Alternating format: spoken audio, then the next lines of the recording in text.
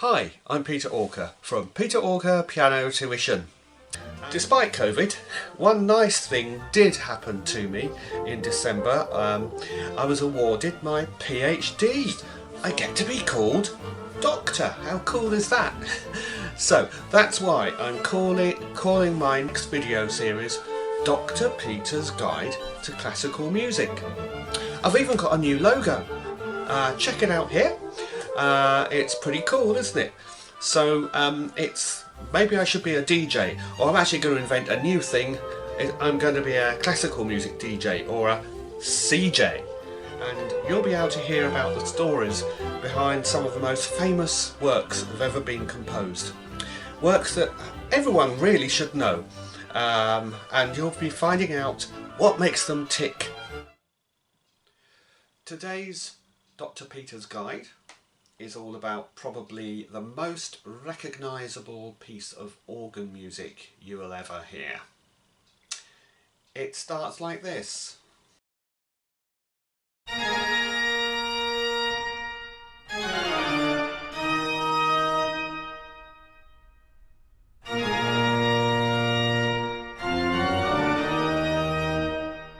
It is, of course, Bach's Toccata and Fugue in D minor. Well, unlike my previous two guides, Symphonie Fantastique and Pictures at an Exhibition, there's no story or pictures here. It's an example of what we might call pure or absolute music. It exists just for its own sake and doesn't try to conjure up images or pictures in the listener's mind. Even Walt Disney, when he used it in his famous musical film Fantasia, didn't attempt to make up a story about it. He just used colours and shapes instead. But before we get to grips with Bach's music, we need to have a crash course about the instrument in order to fully understand what we're dealing with here. So what is an organ exactly?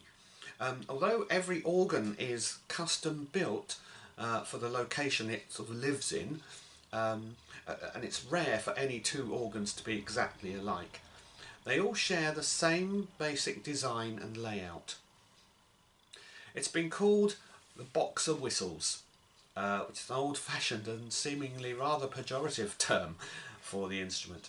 It's also been called the king of instruments. But box of whistles is a good basic starting point and a description of how the organ works. Here's David Briggs of Toronto Cathedral to tell us a bit more.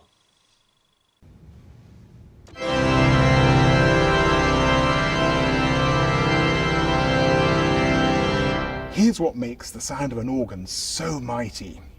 The keyboard looks just like a piano keyboard, except an organ has 4 of them called manuals. But that's not all. We also have a pedal board which we play dancing around with our feet. The notes are exactly the same order as on a piano keyboard, but the very, very lowest notes produce an incredible sound which is so low that it makes your whole body shake.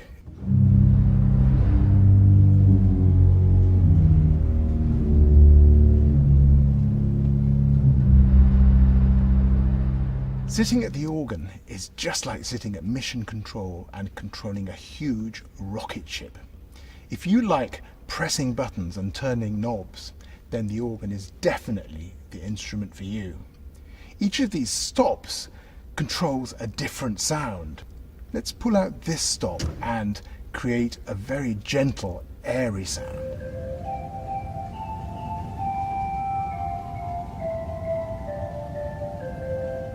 Or pull out all the stops and you'll unleash the most powerful sound that the organ can make.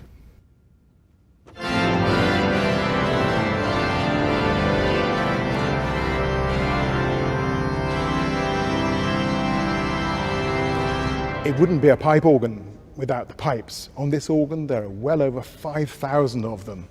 When you press a key, it allows the air into the bottom of the pipe and it squeezes the air to make this wonderful singing tone.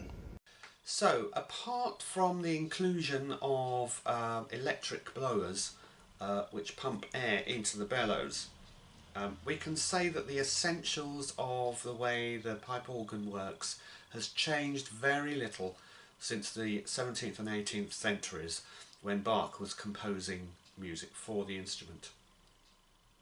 Well, here's Bach playing his electric guitar.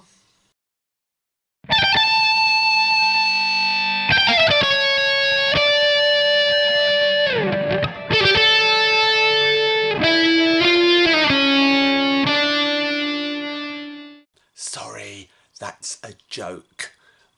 Bach played Baroque music, not rock music. Here's a more normal picture of him. Johann Sebastian Bach was born in Germany in 1685 and died in 1750. He was renowned in his lifetime as an absolute master when it came to playing the organ. So it's no surprise that he wrote literally hundreds of pieces for the instrument. But despite this, we cannot be exactly sure when the Toccata and Fugue in D minor was actually composed. Some scholars date it around 1704, whereas others believe it to be much later, shortly before the composer's death in 1750. But what is a toccata and fugue? Well, as the name implies, it's in two distinct parts, the toccata and the fugue. So let's take each one separately before we put them back together again. A toccata is a piece of music for a keyboard instrument which is designed to show off the skill and virtuosity of the performer. The word comes from the Italian toccare, which means to touch. Expect to hear lots of rapid scales and arpeggios rather than lyrical, beautiful melody lines.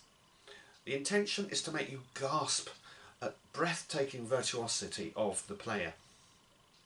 Also, toccatas tend to be quite improvisatory in the sound, almost as if the player is making it up as they're going along. And indeed, Bach often used to do that and improvise toccatas and other music at the organ.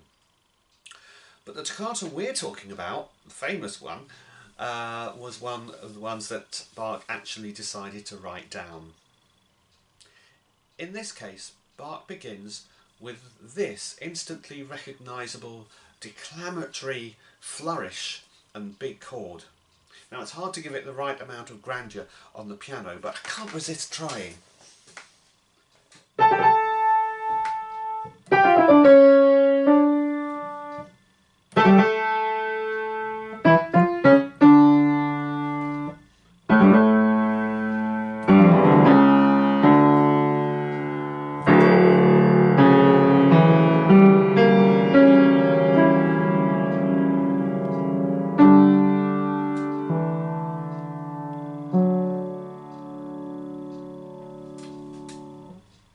Well, when you hear the complete work in a minute, listen out for all that. And also listen for how this little idea is developed as the toccata progresses.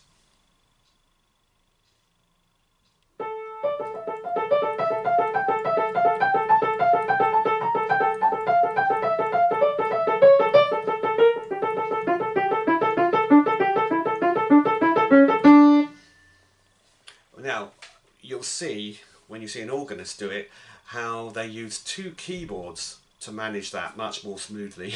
In fact, let's take a little look at that right now, and you'll see exactly what I mean.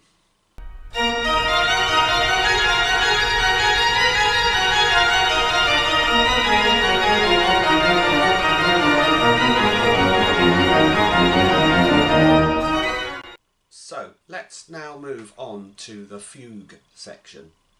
Once again, let's look at what a fugue is first, in general terms. Well, you're all familiar with the concept of a round, aren't you? I mean, songs like Row, Row, Row Your Boat, where two or more people sing the song but start at different times.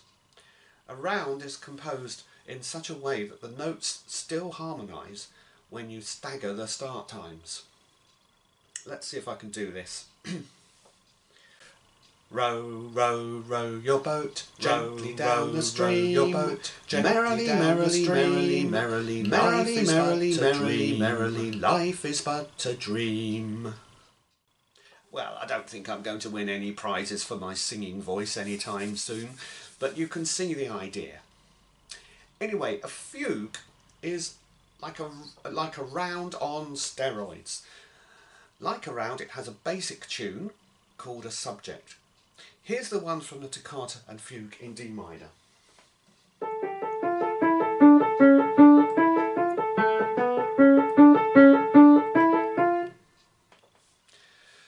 But the thing about a fugue is when the staggered entries come, unlike row, row, row your boat, they start on a different note.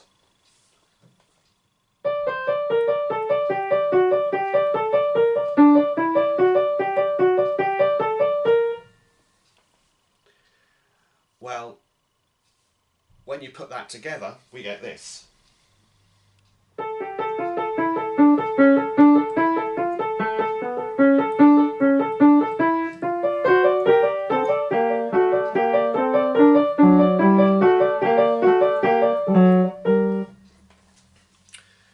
So you can see that the fugue is way more complicated than a simple round, even though the principle is very similar.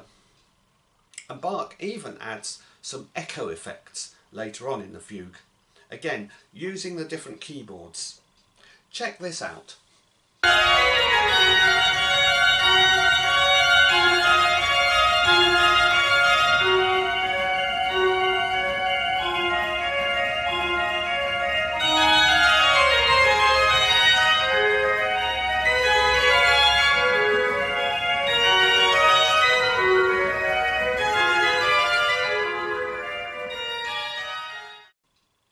So, having deconstructed the work, it's time to put it back together again. This performance is by Hans André Stamm on the organ of the State Church in Wolterhausen, Germany. The instrument has been refurbished beautifully, but it was originally built around the year 1720 when Bach was still alive. And about 70% of the pipes in this organ are still the original ones.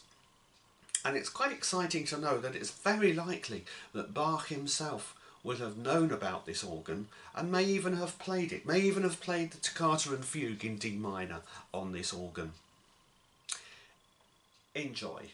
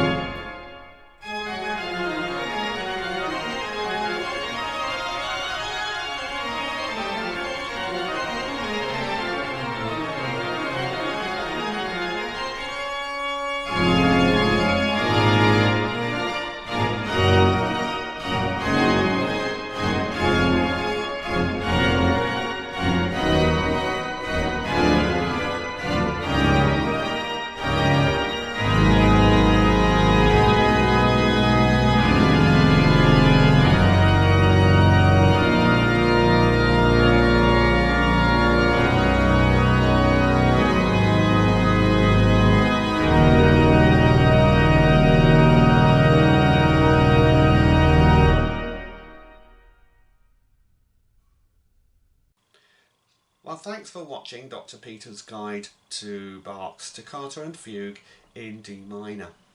I hope you enjoyed it, and I hope you learned something from it. And please look out for the next video in 2 weeks' time.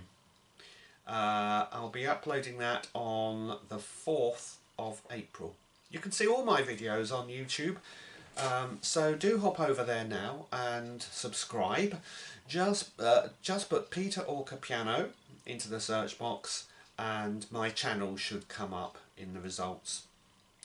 Well, happy music making and music listening, and I'll see you next time. Bye for now.